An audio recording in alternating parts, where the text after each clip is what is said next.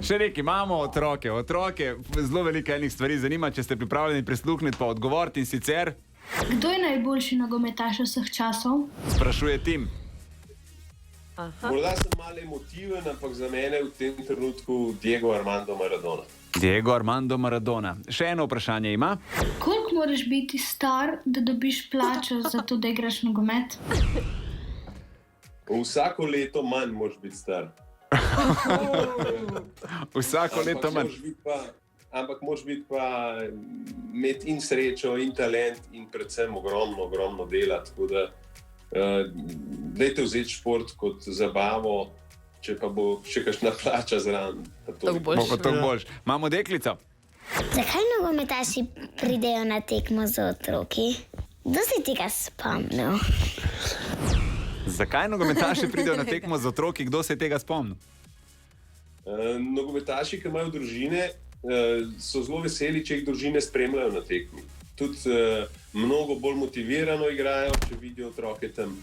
Moram pa reči, da nam včasih v finalu otroci povzročajo precejšnje težave. Recimo sin Marcela iz Real Madrida nam je skoraj odnesel pokal Lige prvakov. Tako da mi poskušamo prepričati, da otroci ostanejo na tribuni, če se da. Ok, Gabra zanima. Ali bosta Ronaldo pa Messi kdaj prišlo v Slovenijo? Pa oči sprašuje, pa koliko bojo karte. To so vprašanja, vidiš? A bosta kdaj Messi pa Ronaldo prišla v Slovenijo, pa oči sprašuje, po koliko bojo karte. Korona je preprečila, da bi Ronaldo že prišel v Slovenijo. Planirana je bila tekma Portugalske in Slovenije junija. Ampak mislim, da se spet planira, da ne bi bila naslednjega junija tekma Slovenija-Portugalska v Sloveniji.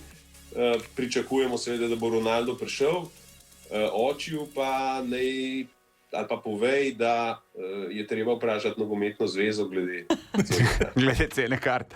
Erazem ima dobro vprašanje. Če se ne smem jesti, če hočem igrati za Real. Česa ne sme jesti, če hoče igrati za Real? Očitno ga silijo z nečim, ne?